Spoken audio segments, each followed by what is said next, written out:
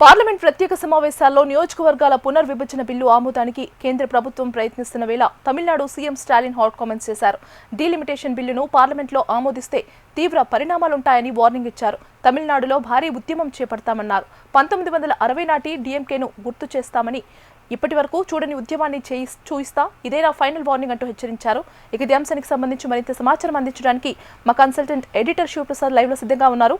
శివప్రసాద్, గీతిగా ప్రధానంగా చూసినట్టయితే స్టాలిన్ వ్యాఖ్యలు ఎవరికి ఆశ్చర్యం కలిగించేవి కావు. న్యాచురల్గా స్టాలిన్ ఇటువంటి వ్యాఖ్యలు చేయకుండా ఉండడమే ఆశ్చర్యం. చేయడం అనేది పెద్ద ఆశ్చర్యపడాల్సినటువంటి అవసరం లేదు. ఎందుకంటే ఇండి పార్టీల్లో ప్రధానంగా ఉన్నటువంటి అటు మమతా బెనర్జీ కానీ లేకపోతే స్టాలిన్ కానీ రెండు కూడా ఫైర్ బ్రాండ్సే. చాలా తీవ్రంగా సెంటర్ మీద వెచ్చుకుపడేవారే. కాంగ్రెస్తో ఉన్నటువంటి విభేదాలు లేదా కాంగ్రెస్ నాయకత్వాన్ని అంగీకరించకపోవడం లేదా వచ్చినటువంటి డిఫరెన్సెస్ వీటన్నిటి కారణంగా ఎవరికి వాళ్ళే తాము ప్రత్యేక కూటమిని లీడ్ చేస్తామనుకునేటటువంటి స్థాయిలో ఉన్నటువంటి నాయకుల్లో స్టాలిన్ అటువైపు మమతా బెనర్జీ ఇద్దరు మనకి చాలా స్పష్టంగా కనిపిస్తారు. కాబట్టి డీలిమిటేషన్ బిల్లుని ఇక్కడ ప్రధానంగా వాళ్ళ అబ్జెక్షన్ ఏంటంటే మహిళా బిల్లుతో పాటు డీలిమిటేషన్ బిల్లుని కలపడం. డీలిమిటేషన్ చేస్తున్నాం కాబట్టి మహిళలకు ఎక్కువ ప్రాతినిధ్యం వస్తుంది, అందువల్ల ఆ బిల్లుని కూడా మేము ఆమోదిస్తున్నాం అని రెండు బిల్లుని ఒకేసారి ఆమోదించే ప్రయత్నం చేయడం, ఈ రెండింటినీ ఒకదానికి ఒకటి లింకు చేయడం అనేది వాళ్ళు మింగుడు పడనటువంటి ఒక పెద్ద చాలా భయంకరమైనటువంటి తినే పదార్థంలాగా కనిపిస్తుంది. సో దానికి ఏం చేయాలి? ఖచ్చితంగా దానికి సంబంధించినటువంటి గందరగోళం లేకపోతే ఒక పెద్ద హడావిడి క్రియేట్ చేయాలి. దాన్ని స్టాల్ చేస్తారు, పార్లమెంటరీ స్టాల్ చేస్తారు, లేకపోతే ఓటింగ్ని బాయ్కాట్ చేస్తారని నేను అనుకోవట్లేదు. దాన్ని వ్యతిరేకిస్తారు, భయంకరంగా స్పీకర్ పోడియం దగ్గరికి వెళ్ళి గొడవ చేసే ప్రయత్నాలు చేస్తారు. అన్నిటికంటే ప్రధానంగా అతని హెచ్చరిక ఏంటంటే ఎన్నడూ చూడనటువంటి చరిత్రలో తమిళనాడు హిస్టరీలో ఎన్నడూ చూడనటువంటి ఉద్యమాన్ని మీరు చూస్తారు. ఒకవేళ కనుక డీలిమిటేషన్ బిల్లు కనుక మీరు పాస్ చేస్తే మేము అటువంటి ఉద్యమం ఖచ్చితంగా చేస్తాం, ప్రజలంతా రోడ్ల మీదే ఉంటారు, the people will be on the roads అని డైరెక్ట్గా చెప్తున్నాడు.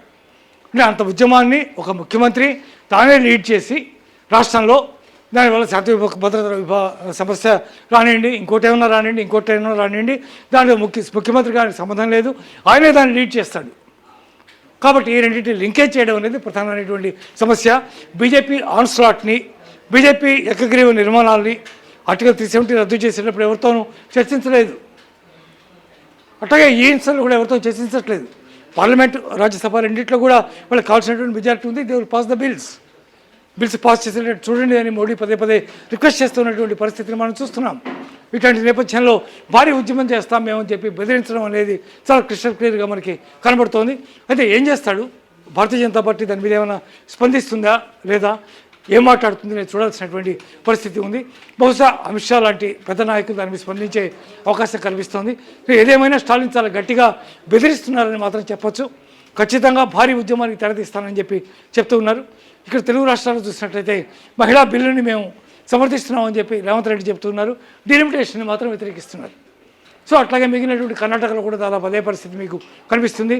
ఈ రెండింటికి లింకేజ్ ఎప్పుడైతే పెట్టారో మహిళా బిల్లుని వ్యతిరేకిస్తే మహిళల్లో వ్యతిరేకత వస్తుంది కాబట్టి ఓటర్స్ని కోల్పోతారు. కాబట్టి రెండింటిని జాయిన్ చేయొద్దని అనేటువంటి వాదన ప్రధానంగా మనకి కనిపిస్తుంది. అదే స్టాలిన్ కూడా చేస్తున్నారు. బీజేపీ ఎలా రియాక్ట్ అవుతుంది, ఏం జరుగుతుంది చూడాల్సినటువంటి పరిస్థితి ఉంది గీతిక.